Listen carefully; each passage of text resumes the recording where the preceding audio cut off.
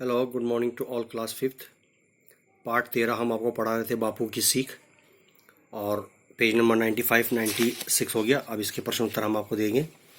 बापू की सीख पार्ट में महात्मा गांधी जी ने पौधों के बारे में, किफ़ायत और स्वच्छता के बारे में, समय का मूल्यांकन, और हम अपने दुख को बहुत बड़ा दुख समझते हैं, दूसरों के बारे में नहीं सोचते, तो उन तमाम चीज़ों के बारे में उन्होंने रोशनी डाली है, इसको उजागर किया है, और हर एक चीज़ के पहलू को बड़ी ही बारीकी से समझाने का उन्होंने भरपूर प्रयत्न किया है। अब आ जाओ यहाँ पर, क्लास फिफ्थ है, पार्ट 13 बापू की सीख, प्रश्न उत्तर, भाग 4। इसमें पहला प्रश्न है बापू की सीख पार्ट में, बापू जी यानी महात्मा गांधी जी सही अर्थों में एक आदर्श शिक्षक थे कैसे? सवाल एक बार फिर है, बापू जी सही अर्थों में एक आदर्श शिक्षक थे कैसे? एक आइडियल टीचर वो कैसे थे, उसके बारे में आपने बताना है।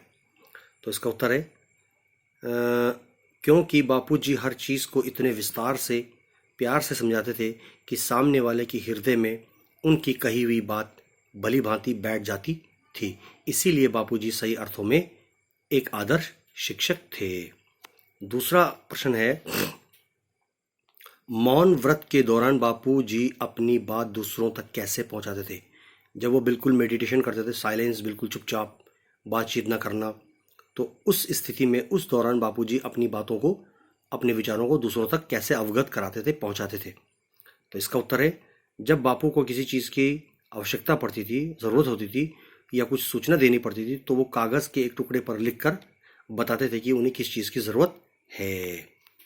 अब आ जाओ प्रश्न तीसरा, बापू जी अपने साथ 2 रुमाल सदैव रखते थे, ऐसा क्यों? महात्मा गांधी जी यानी बापू जी अपने साथ 2 रुमाल रखते थे, क्यों? इसका कोई कारण है तो आपको बताना है। तो इसका उत्तर है,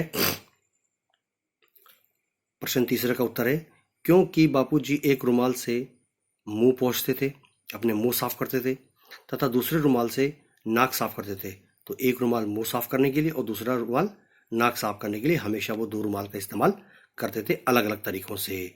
तो ये हो गया प्रश्न तीसरा। अब आ जाओ पार्ट 13 का चौथा प्रश्न उत्तर। बापू जी के अनुसार चिंता को कम करने का उपाय कौन सा है? तो इसका उत्तर यहाँ पर है, हमें अपने दुखों को भूलकर दूसरों के दुखों के बारे में सोचना चाहिए। इससे हमारी चिंता एवं हमारा दुख जो है पूरी तरह से समाप्त हो जाता है। अब आता है, एक प्रश्न है इसमें है, नीचे लिखे हुए वाक्यों में कुछ गलतियां दी गई है या कुछ गलतियां हैं, उन्हें पाठ के आधार पर आप सही करते हुए उन्हें दोबारा से लिखने का प्रयत्न कीजिए। तो पहला है, बापू ने आभा को गमला तोड़ते हुए देखा। तो इसका सही उत्तर है, बापू ने आभा को पेड़ का एक पत्ता तोड़ते हुए देखा था। दूसरा है, फूलों को तोड़ना अहिंसा है।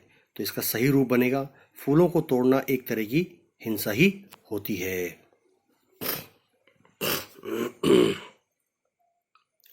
अब आ जाओ तीसरा भाग।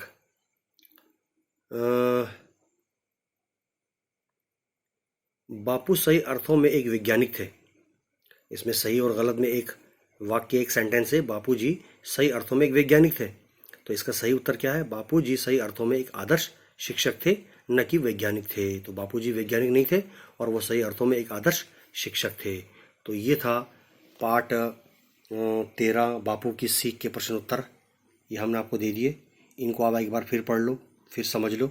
जहाँ आपको समझ में नहीं आता है आप हमसे पूछ सकते हो, ठीक है ना? तो इनको आप पढ़ते रहिए, इंशाल्लाह आपको अच्छी तरह समझ में आएगा। और जो भी आपका एग्ज़ाम है, आप अपने एग्ज़ाम की तैयारी भी करते रहिए, और जो भी हम आपको यहाँ से बना के भेज रहे हैं उनको अच्छी तरह से उसका सही उपयोग करते रहिए। समय व्यर्थ न गंवाएं, आपसे यही प्रार्थना है, ठीक है ना? यह देख लीजिए, यहाँ सारा सब कुछ यहाँ दिया हुआ है, तो इनको आप पढ़ते रहिए, आपको समझ में आएगा कहाँ पर प्रश्न उत्तर 1 है, कहाँ 2 है, कहाँ 3 है, 4 है। तो इन तमाम चीज़ों को आप पढ़ते रहिए, समझते रहिए। तो साफ साफ लिखिए और इसको सही लिखने की कोशिश कीजिए।